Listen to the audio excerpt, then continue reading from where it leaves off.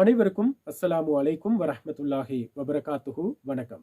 இன்று 2026ஆம் ஆண்டு பிப்ரவரி மாதம் 25ஆம் திகதி புதன்கிழமை.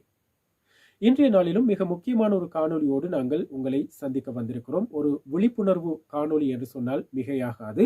எனவே எல்லோரும் தெரிஞ்சிருக்க வேண்டிய, குறிப்பாக கேஸ் பயனாளர்கள் யாரெல்லாம் வீட்டில் கேஸ் பயன்படுத்துறீங்களோ நீங்கெல்லாம் கட்டாயம் தெரிஞ்சிருக்க வேண்டிய ஒரு மிக முக்கியமான ஒரு செய்தியோடு நாங்கள் உங்களை சந்திக்க வந்திருக்கிறோம். உங்களை எப்படியெல்லாம் ஏமாத்துறாங்க, சந்தையில் வந்து உங்களை எப்படியெல்லாம் ஏமாத்தி உங்ககிட்ட இருந்து பணத்தை சுரண்டுறதுக்கு முயற்சித்து கொண்டிருக்கிறாங்க அப்படின்றது சம்பந்தமா இந்த வீடியோல பார்க்க போறோம். அதுக்கு முன்னால இதுவரைக்கும் என்னுடைய யூடியூப் சேனலை சப்ஸ்கிரைப் பண்ணாதவங்க இருந்தால் சப்ஸ்கிரைப் பண்ணி வச்சுக்கொள்ளுங்க. கூடவே பெல் ஐக்கனையும் கிளிக் பண்ணி வச்சுக்கொள்ளுங்க.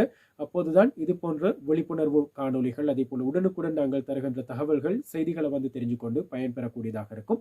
என்னுடைய யூடியூப் சேனலோட பேரை வந்து நான் ஸ்கிரீன்ல பதிவிட்டிருக்கிறேன். RJ Ramees report.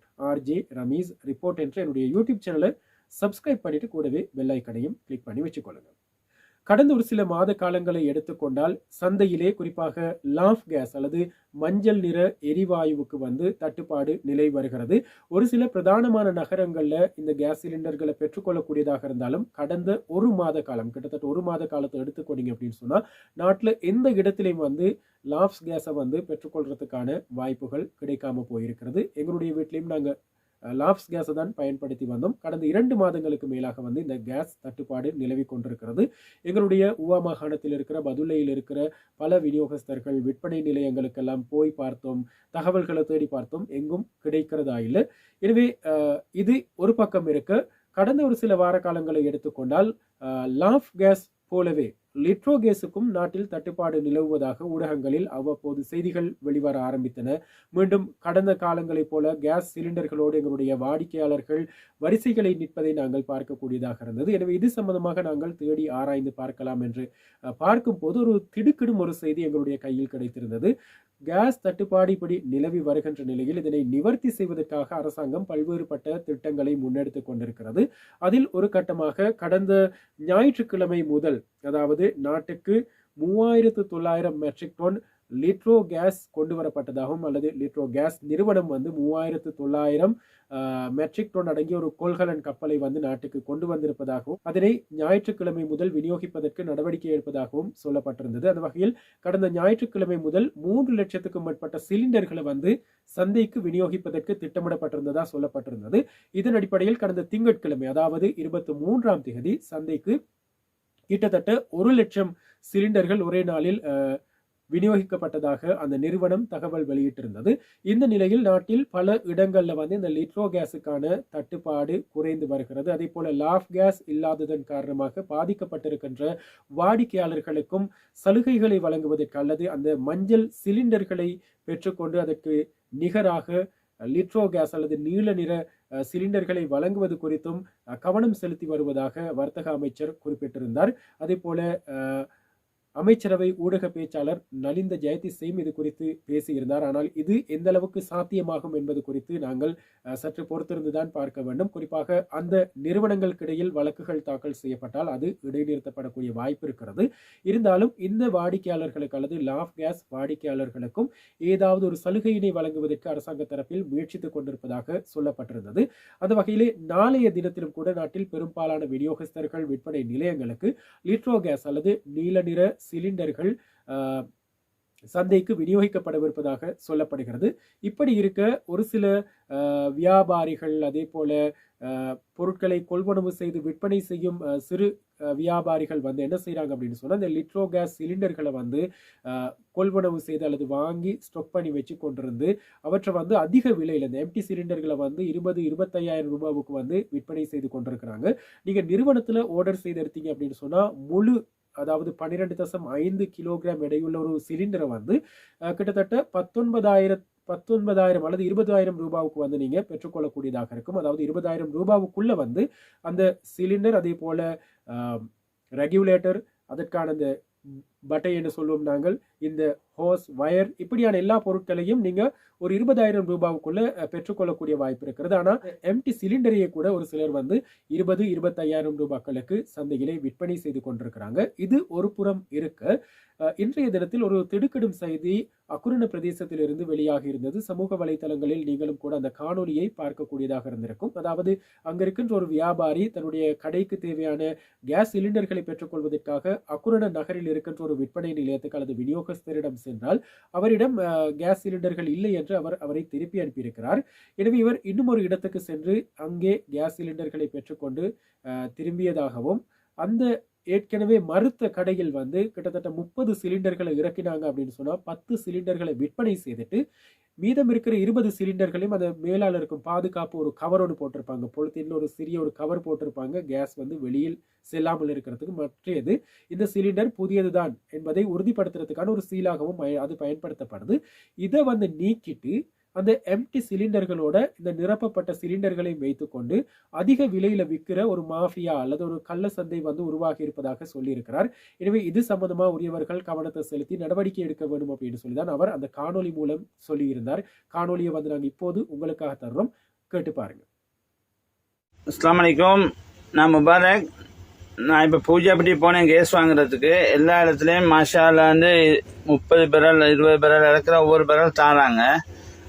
ஆனால் இப்போ எங்கள்ட அக்குர்னையில் ஒரு கடையொன்று நடக்குது எப்படின்னு சொன்னால் 30 பேரல் இறக்கி நான் போய் 10 கொடுக்குறான் விற்கிறாங்க.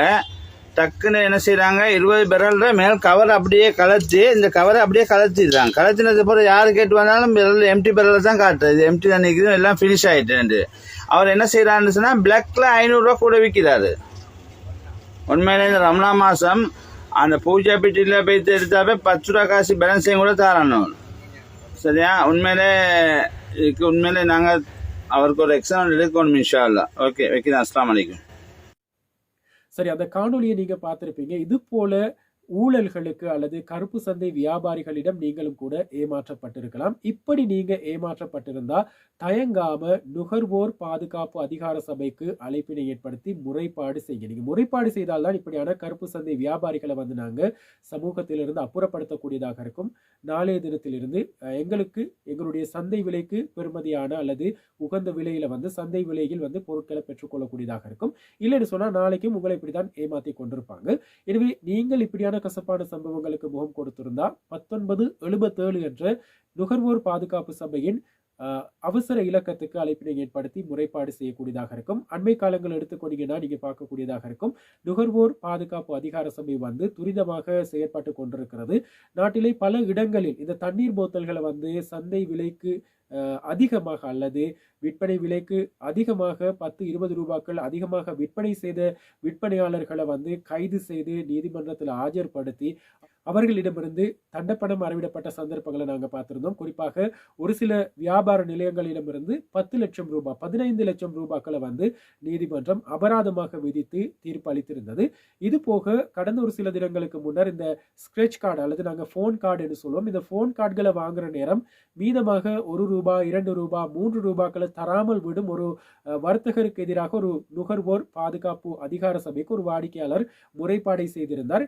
இதையடுத்து அவர்கள் அந்த நிறுவனத்துக்கு போய் அங்கே ஒரு 1000 ரூபாவுக்கு கார்டுகளை வந்து கொள்வனவு செய்திருக்கிறாங்க. அப்போது அவர் மீதமாக கொடுக்க வேண்டிய 10 ரூபாய் பணம் என நினைக்கிறேன், அந்த பணத்தை திருப்பி கொடுக்க மறுத்து இருக்கிறாரு. சில்லறை காசு இல்லைன்னு சொல்லியிருக்கிறாரு. உடனே அவரை கைது செய்து அந்த பொருட்களை கைது செய்து நீதிமன்றத்தில் ஆஜர்படுத்தி இருக்கிறாங்க. அவரிடமும் தண்டப்பணம் அறவிடுவதற்கான நடவடிக்கை முன்னெடுக்கப்பட்டு கொண்டிருக்கிறது. எனவே நாங்கள் எங்களுக்கு இழைக்கப்படும் அநீதிகளுக்கு எதிராக குரல் கொடுத்தால் நாங்களும் முன் வந்தால் எங்களுக்கு நீதி கிடைக்கக்கூடிய ஒரு சூழ்நிலை நாட்டிலே உருவாகி இருக்கிறது. எல்லோருக்கும் சமமான முறையில் சட்டத்தை அமுல்படுத்தும் ஒரு நிலை உருவாகி இருக்கிறது. எனவே இப்படியான கசப்பான நிலைமைகளுக்கு நீங்க முகம் கொடுத்திருந்தா, சந்தர்ப்பங்களுக்கு முகம் கொடுத்திருந்தா, நாங்கள் ஏற்கனவே சொன்ன நுகர்வோர் பாதுகாப்பு அதிகார சபையின் 1977 என்ற அவசர இலக்கத்துக்கு நீங்க முறைப்பாடு செய்யக்கூடியதாக இருக்கும். அப்படி இல்லை என்று சொன்னால் பின்வரும் தொலைபேசி இலக்கங்களுக்கும் அழைப்பினை ஏற்படுத்தி நீங்கள் சொல்லக்கூடியதாக இருக்கும். 011 77 55 45 6 011 77 55 456 அல்லது 57 என்ற இலக்கங்களுக்கு ஸ்கிரீன்ல நாங்கள் நம்பரை பதிவிட்டிருக்கிறோம். இந்த இலக்கங்களுக்கு வந்து நீங்க அழைப்பினை ஏற்படுத்தி முறைப்பாடு செய்யக்கூடியதாக இருக்கும். இப்படி செய்தால் நாட்டிலே இப்படியான கருப்பு சந்தைகள் அல்லது கருப்பு சந்தை வியாபாரிகள் உருவாவதை நாங்கள் தடுக்கக்கூடியதாக இருக்கும். எங்களுக்கு சந்தை விலையில் உரிய விலையில் நியாயமான விலையில் பொருட்களை கொள்வனவு செய்து கொள்ளக்கூடியதாக இருக்கும். எனவே இந்த கேஸ் சம்பந்தமான தட்டுப்பாடு இப்போது நிவர்த்தி செய்யப்பட்டிருக்கிறது.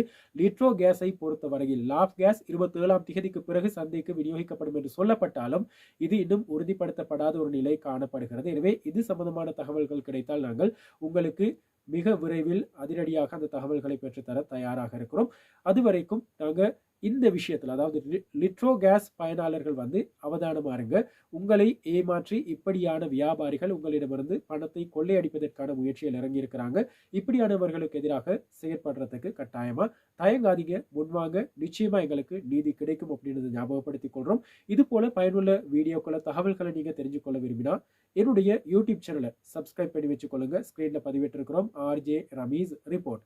சப்ஸ்கிரைப் பண்றது மாத்திரமல்லாமல் பெல் ஐக்கனையும் கிளிக் பண்ணி வச்சுக்கொள்ளுங்க. அப்பதான் நாங்கள் அடிக்கடி உங்களுக்கு தருகின்ற அனைத்து தகவல்களையும் செய்திகளையும் நீங்க தெரிஞ்சு கொள்ளக்கூடியதாக இருக்கும். மீண்டும் ஒரு காணொலியூடாக சந்திப்போம். அதுவரைக்கும் வணக்கம்.